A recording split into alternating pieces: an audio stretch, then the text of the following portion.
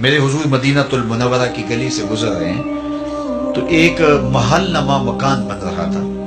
تو آقا کریم علیہ السلام نے گزرتے رک کے پوچھا یہ کس کا ہے؟ تو کسی نے کہا فلاں انصاری کا. حضور گزر گئے. کسی نے جا کے اسے بتایا حضور گزرے تھے، تیرا مکان دیکھا تھا. حضور کے چہرے پہ مسرت کے آثار نہیں آئے. انہوں نے کہا ہاں بالکل. خیر انہوں نے کدال پکڑا اور مکان کو زمین کے برابر کر دیا. 2-4 دن کے بعد حضور کا پھر دوبارہ گزر ہوا تو دیکھا ملبے کا ڈھیر پڑا ہے. تو حضور رک گئے. کہا اس بلاؤ انصاری کو. بلایا گیا. کہا میں گزرا تھا، تیرا مکان دیکھا تھا، کدھر گیا؟ عرض کی حضور میں نے گرا دیا. فرمایا کیوں؟ عرض کی سنا تھا آپ کو پسند نہیں، سنا تھا آپ کو پسند نہیں. میں اور آپ دیکھیں ہمارا کیا کیا حضور کو پسند نہیں. سر سے لے کر پاؤں تک، پیدائش سے لے کر کے موت تک، عقیقے ولیمے سے لے کر کے اپنے انداز تجارت تک، اپنی نجی زندگی سے لے کے انداز سیاست تک، ہمارا کیا کیا حضور کو پسند. ایک شخص بحرین سے آئے اور حضور سے انہوں نے سلام پیش کرنا چاہا. آقا نے اعراض کیا، رخ پھیر لیا. وہ سمجھے شاید اتفاقاً حضور نے رخ پھیرا ہے، تو جدھر رخ پھیرا تھا تو ادھر سے جا کے حضور کو پھر سلام کیا. تو آقا نے پھر رخ پھیر لیا. وہ سمجھ گئے کہ حضور ناراض ہے.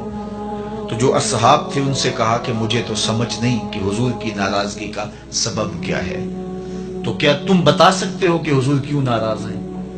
انہوں نے غور کیا تو کہا یہ تم نے سونے کی انگوٹھی پہنی ہے تو اللہ کے محبوب اس کو حرام فرما چکے ہیں اور جہنم کا انگارہ قرار دیا ہے، تو اس وجہ سے حضور ناراض ہو سکتے ہیں. ہمیں تو یہی سبب لگتا ہے. تو وہ آگے بڑھے اور انگوٹھی اتارتے ہوئے حضور کو پیش کرتے ہوئے کہا حضور کیا اس وجہ سے ناراض ہیں؟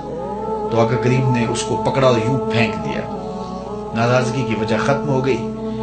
اللہ اکبر. کئی لوگ وہ سونے کی چین ڈال لیتے ہیں اور مختلف انگوٹھیاں ڈال لیتے ہیں، بلکہ میں نے ایک شخص کو دیکھا کہ اس نے جو ہے وہ ایک کڑا ڈالا ہے. تو میں نے کہا کہ یہ کیوں ڈالا ہے؟ تو وہ کہنے لگا یہ مدینہ شریف سے آیا ہے. میں نے کہا مدینے والے نے تو منع کیا ہے، انہوں نے تو روکا ہے. تو حضور نے اس کو پھینک دیا. ناراضگی ختم ہو گئی. وہ بیٹھ گیا. مجلس جاری رہی، گفتگو چلتی رہی. جب مجلس اختتام کو پہنچی لوگ گھروں کو پلٹنے لگے تو وہ بھی پلٹا نا.